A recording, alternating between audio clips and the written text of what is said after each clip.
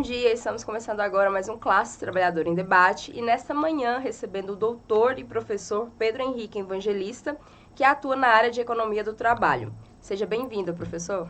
Muito obrigado. Professor, a gente está num debate aí já há alguns dias sobre a taxação dos super ricos e aí tem pessoas, infelizmente, tem alguns trabalhadores que ainda ficam contra isso, eles não entendem muito bem. Então, assim, o que seria essa taxação dos super ricos e por que ela é tão necessária para a justiça social no Brasil? Tá bom, antes de mais nada, eu gostaria de dar bom dia, boa tarde, né, a todos, Uhum. depende do momento que estarão assistindo o programa. Queria agradecer o convite do Sindicato dos Correios, espero que essa seja uma primeira de várias outras Com contribuições que a gente certeza. possa ter. Agradeço muito o convite. Bom, o debate sobre a tributação no Brasil, ele é um debate que ele sempre existiu, acho que particularmente depois de 88, com a nova Constituição, que é reconhecida uma Constituição cidadã, porque é uma Constituição que tem entre os seus aspectos um conjunto de políticas sociais. Quando a gente pensa em educação, saúde, porque ela é a Constituição que efetivamente vai implementar no Brasil aquilo que a gente chama de estado de bem-estar social, que é aquele estado que tenta oferecer serviços mínimos para a população que tem dificuldade de acessar esses serviços via mercado, e pensando que são os serviços básicos para garantir o bem-estar da população de modo geral, e obviamente pensando sempre na população de menor renda. E esse Estado, essas políticas, elas são muito importantes, porque a gente somos um país com histórico colonial, fomos colônia durante mais de 300 anos, um país também com histórico de trabalho escravo, né? Também tivemos durante muito tempo trabalho escravo, e que são elementos que vão refletir na estruturação da nossa economia e vão se desdobrar ao longo do tempo. Então, a gente vai ver particularidades de uma sociedade que ela é desigual, uma sociedade com altos índices de pobreza, com desigualdade de renda, com uma grande marginalização da população preta, da população negra, que vai refletir também na forma como essa população ela se estabelece nessa sociedade. Então, a gente tem um grupo grande de pessoas no Brasil, historicamente, que tem baixa renda e que, por isso, precisam ter acesso a determinados serviços via Estado. Né? Então, o que a Constituição de 88 faz é propor um conjunto um aparato político que consiga dar suporte a essa população de baixa renda. E, obviamente, para que você consiga implementar essas políticas, você precisa ter a forma de financiamento, e a forma de financiamento é via tributos. Né? O grande problema do Brasil é que o nosso sistema tributário é um sistema tributário que a maior parte dos tributos são tributos indiretos que são pagos via consumo. Né? Obviamente, a estrutura tributária ela é a mesma para todo mundo, mas, obviamente, a depender do nível de renda, ela vai, de maneira indireta, incidir mais sobre uns do que sobre outros. Por quê? Porque o que a gente entende é que a população pobre ela vai gastar quase que toda a sua renda no consumo, que é um consumo que é bastante tributado, ao Uhum. passo que os ricos vão destinar apenas uma parte da sua renda para o consumo. E outra parte da renda, ela vai para patrimônio, né, para recursos financeiros, que são menos tributados. O que a gente tem aqui da perspectiva indireta, o pobre, né, a população de baixa renda, ela acaba contribuindo mais, ela acaba sendo mais onerada, né, da perspectiva tributária, porque ela está sendo cobrado de maneira indireta via consumo, né? E aí entra o grande gargalo dessa discussão, que é, bom, a gente precisa criar uma estrutura tributária que permita tirar recursos, né? Não exatamente tirar, mas que quem tem mais dinheiro contribua mais para que a gente tenha condições de financiar as políticas para quem tem menos. A lógica tem que ser essa, então, Uhum. exemplo, numa lógica de quem tem mais paga mais, né? E o que a gente tem no Brasil é exatamente o contrário, porque a gente não tem uma grande taxação sobre pessoas que têm grandes rendas, né? Então, o debate sobre a taxação das grandes fortunas passa exatamente por isso, de que, bom, você tem uma parte dos rendimentos que não são onerados e que eles precisam ser onerados porque vão incidir sobre a população que tem maior renda e que, portanto, elas vão pagar uma parte maior para que a gente consiga financiar políticas para aqueles que têm menor renda. Isso é distribuição de renda. Então, eu acho que esse é o primeiro elemento a gente pensar sobre essa proposta da tributação das grandes fortunas. Ela é um mecanismo de distribuição de renda, que a gente está tirando, né, a gente está cobrando mais imposto de quem tem mais para financiar a política social para quem tem menos. Até para que a gente possa pensar um sistema tributário que seja mais justo para quem tem menos. Eu acho que a grande questão no Brasil, né, e o debate do IOF, acho que tem deixado isso muito claro, é que o brasileiro, eu acho que no mundo inteiro, mas aqui no Brasil isso me parece ser muito forte, a gente tem sempre uma restrição muito grande quando a gente fala em imposto, né? Parece que imposto é sempre uma coisa ruim, né? E o que a gente precisa pensar é que o imposto ele não é cobrado de maneira aleatória, né? Ou vulgar. O imposto ele tem uma finalidade. Então a gente está cobrando imposto à população para financiar políticas. É claro que a gente pode discutir sobre o uso desse dinheiro, que políticas estão sendo realizadas, se está sendo eficiente ou não, essa é uma outra discussão, né? A forma como o dinheiro está sendo utilizado, mas ele é um dinheiro que ele é cobrado para que ele possa ser utilizado para financiamento de política pública, né? E o que a gente precisa sempre pensar, e eu acho que a discussão da taxação das grandes fortunas e a discussão do IOF é que esses tipos de impostos não são impostos para todos. Então, nem sempre que a gente está discutindo aumentar a taxação, aumentar imposto, a gente está falando sobre taxar todos. E eu acho que o debate de hoje é esse, a gente está discutindo de taxar pessoas que, proporcionalmente à sua renda, são pessoas que são menos taxadas. Isso vale para as grandes fortunas, né? Então, por exemplo, quando a gente pensa que o trabalhador que tem um carro, ele paga IPVA, mas quem tem o rico, que tem um jatinho, não paga IPVA do jatinho. Exatamente. Por que esse meio de transporte que é acessível ao trabalhador, as classes de rendas mais baixas paga imposto, e o tipo de meio de transporte que só é acessível para quem tem grandes fortunas não paga imposto? Essa é uma questão.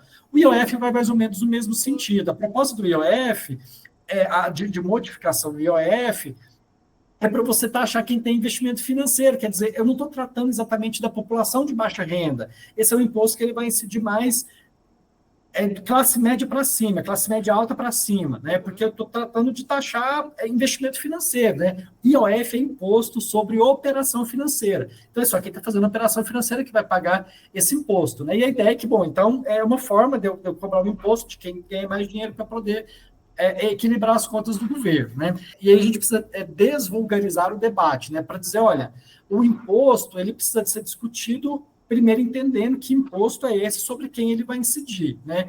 E eu acho que a dificuldade que às vezes o trabalhador tem para compreender o debate é a forma como ele é apresentado, né? Porque me parece que a grande mídia apresenta o debate sempre a partir dessa perspectiva de que, bom, o governo quer aumentar impostos, ponto final.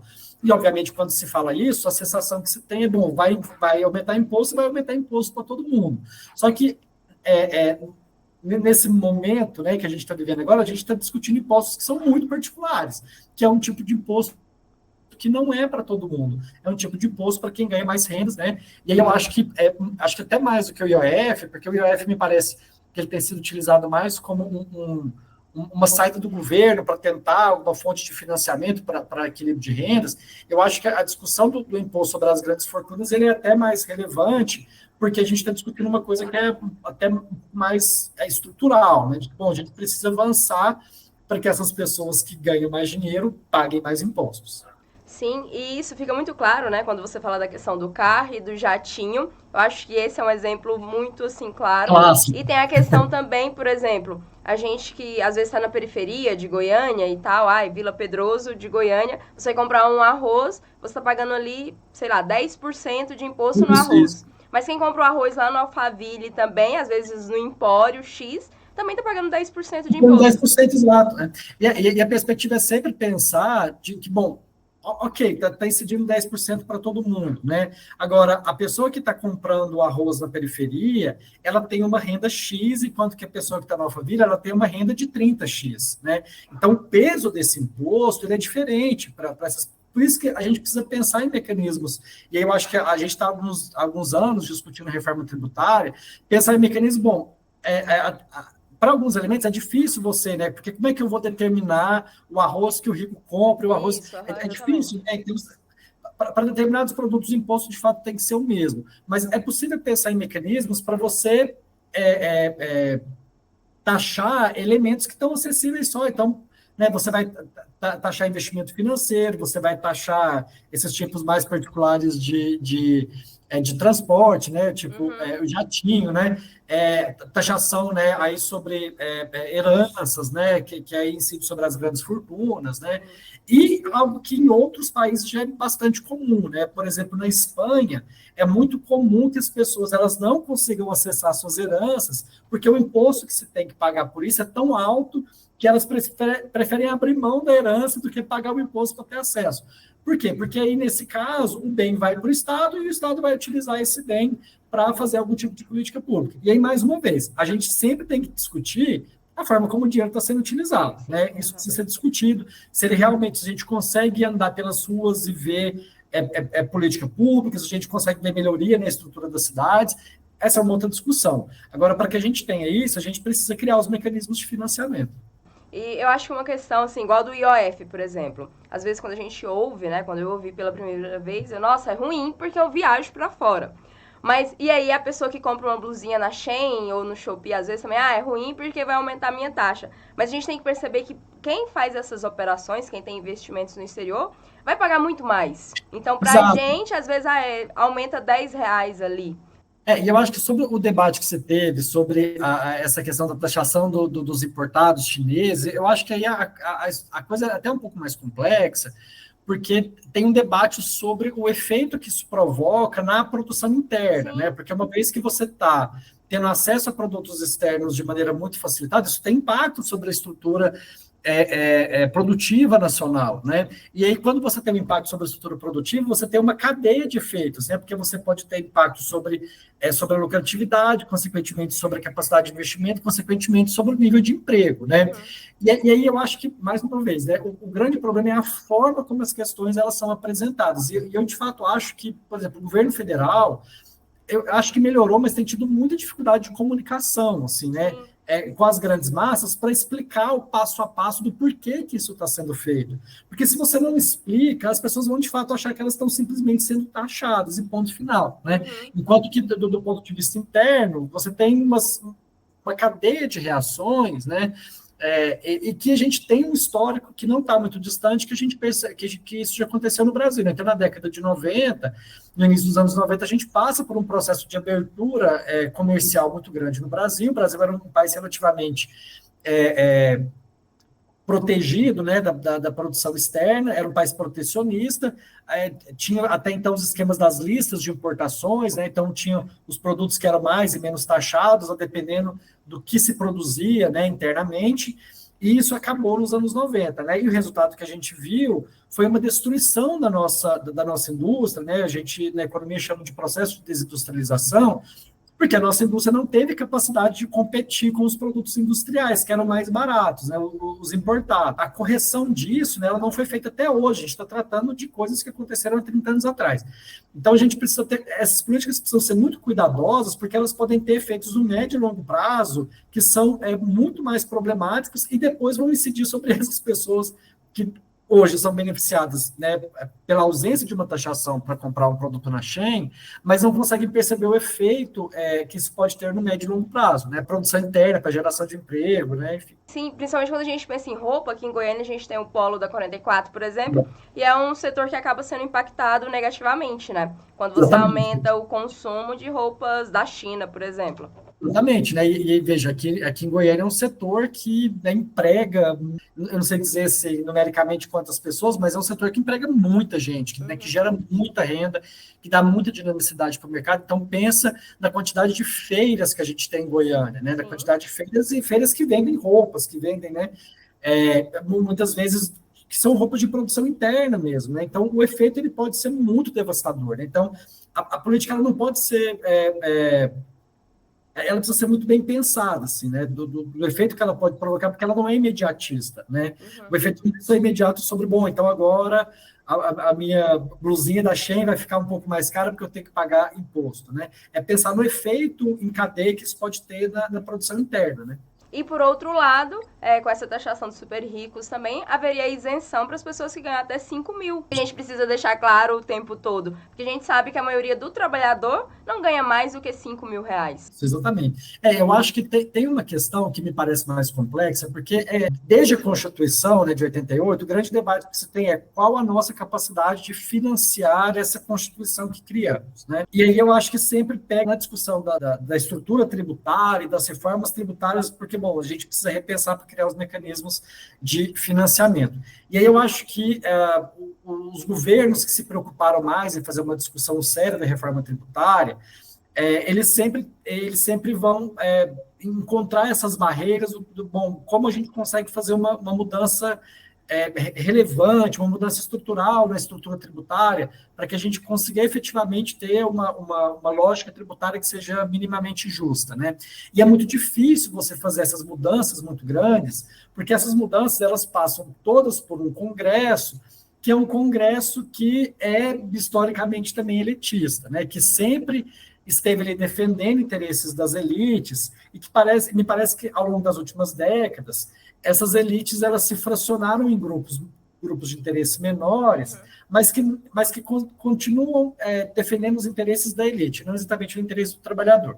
Então, o grande problema é o Congresso Nacional e o Senado Federal deveriam pensar na política para a gente ter um país mais justo, mas o que a gente tem é uma configuração de Congresso e Senado que atende a interesses privados. Então, aí vai formar a lógica das bancadas, né? A gente tem uma bancada evangélica, a gente tem uma bancada do boi, que vai atender o interesse do agro, e assim sucessivamente. Então, o interesse, ele deixa de ser o interesse da nação para ser o interesse do grupo e vai entrar nessa lógica da política de coalizão que, bom, eu vou ceder aqui para você me dar de cá. Aí a gente cai nesse problema, por exemplo, das igrejas, que fazem dinheiro, tem fontes de financiamento, né, porque o dízimo acaba sendo uma fonte de financiamento, mas que são isentas de pagar impostos, então isso precisa ser discutido, né? Porque se as igrejas estão fazendo dinheiro, se as igrejas têm renda, se a igreja tem patrimônio, ela tem que pagar imposto também, né? Porque ela tem que pagar imposto para a gente fazer política social, né? Então, a dificuldade é essa. A gente, uma vez que quem decide são os grupos de interesse não querem fazer mudanças muito estruturais. E aí, o que me parece que a saída que o governo encontra é ir fazendo a conta-gota, né? Então, eu vou fazer uma mudança aqui, daqui a pouco eu faço uma mudança ali, e com isso vai tentando implementar alguns instrumentos que porventura possam fazer com que a estrutura tributária fique um pouco mais justa. Aí eu acho que agora a gente tem uma discussão sobre a taxação das grandes fortunas, que eu acho que ela ainda vai avançar a passos lentos, mas a gente já tem, de outro lado, uma discussão da isenção até quem ganha, porque a lógica é essa, bom, eu vou isentar quem tem renda mais baixa para que essa pessoa possa utilizar a sua renda para fazer outras coisas, né? A gente tem uma estrutura também, a gente tem instrumentos, né, para, por exemplo, isentar pessoas que têm doenças crônicas, porque são pessoas que gastam muitos recursos com tratamentos, com medicação. Vai ter essas modificações que, ainda que elas não sejam, né, elas não mudam da perspectiva da estrutura tributária, elas são modificações importantes, né? E que elas vão. E eu acho que é importante também essas modificações, porque elas vão permitir o trabalhador, né, que são as pessoas que ganham até 4, 5 mil reais, de perceber que, bom, aqui eu tive uma melhora, isso aqui trouxe melhora para mim, né? Porque acho que muitas vezes o trabalhador só vê a modificação quando ela vem na prática mesmo, Sim, porque é muito termo técnico, é muita coisa, às vezes nem nós que somos economistas entendemos direito, imagina o trabalhador, né, que muitas vezes está se informando pelo jornal da TV, que é um jornal conservador, que também defende o interesse da elite, e que vai apresentar o tema de uma maneira que não exatamente aquela, né, que se configura na realidade. Então, o trabalhador muitas vezes vai ver a coisa na prática, né? Então, por isso que é importante desses benefícios. Então, eu acho que aqui já temos um grande avanço, quando a gente consegue isentar quem ganha até 5 mil reais, mas eu acho que a grande modificação que a gente precisa na nossa estrutura tributária é efetivamente pensar nessa taxação das grandes fortunas. E, assim, já para a gente ir finalizando, eu acho que uma das grandes questões também é fazer com que o trabalhador se veja como trabalhador. E aí hoje a gente vê com o advento das redes sociais, dos grupos de WhatsApp, muitas vezes as pessoas também se informam somente por esses canais e elas acabam recebendo essa informação enviesada e que muitas vezes ela não se identifica como trabalhador porque às vezes ela tem um negócio, ela é um microempreendedor. Eu acho, assim, e aí eu sempre tenho destacado isso, assim, da importância do papel dos sindicatos nesse processo da formação Sim. política da classe trabalhadora, né? E eu acho que isso reforçou, ficou muito forte, né, nos últimos anos, vou nem falar dos últimos anos, que é essa, eu tenho chamado isso de uma ideologia mesmo, né, que é a ideologia do empreendedorismo, Uhum. que ela me parece que vem muito mais para desfazer a ideia do trabalhador enquanto uma Uhum. classe com interesses comuns e instaurar essa lógica do individualismo, né? Não, então eu sou eu comigo mesmo, eu tenho que pensar em mim e não mais um coletivo, né? E aí eu acho que os sindicatos eles têm esse papel muito importante da formação política para que o trabalhador ele se entenda como trabalhador.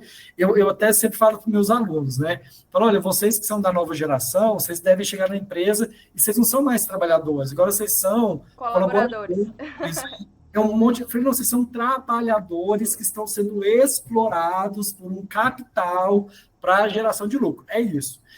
E eu acho que isso precisa ser reforçado, para que o trabalhador entenda que ele está ali realizando uma tarefa, sendo remunerado por ela, mas que ele precisa ter direitos mínimos e que ele precisa ter consciência para lutar pelos seus direitos mínimos, né? E eu acho que o debate público ele é muito importante para isso, né? Que é um debate público que tem sido feito em algumas esferas, né, políticas, né? Alguns partidos políticos ainda fazem esse debate sério, e eu acho que os sindicatos, né? Para mim é sempre muito importante que o trabalhador volte a se entender como trabalhador. Mesmo esse trabalhador que é um microempreendedor individual, né, que é o trabalhador por conta própria, né, que é esse trabalhador feirante, que a gente tem muito aqui em Goiânia, eu acho que é sempre importante ele se entender como trabalhador, se entender dentro da sua faixa de renda, mas entender que não é por conta disso que ele precisa ser alienado dos direitos sociais mínimos, que ele tem direito, que ele tem que lutar por esse direito. Agora, que para lutar por esse direito, ele precisa entender que tem coisa que é para rico e tem coisa que é para pobre. Né? Exato. E quando a gente está discutindo taxação de grande fortuna, a gente está tentando tão somente estabelecer um regime tributário que ele permita uma maior distribuição de renda, né? De tirar de quem ganha mais, de cobrar, não é nem tirar, né? Cobrar de quem ganha mais, para dar para quem ganha menos, para que a gente consiga construir uma sociedade que seja mais justa. Muito obrigada, Pedro Henrique, Eu pela que sua agradeço mais uma fala. Eu acho vez. que é importante esses espaços, né? Justamente para isso, para a gente tentar formar sempre o trabalhador para ele se conscientizar da situação dele também, né? Tá certo, eu que agradeço aí ao Sindicato dos Correios pelo convite e mais uma vez digo que espero que essa seja uma primeira de várias outras Não, com contribuições. certeza. Obrigada.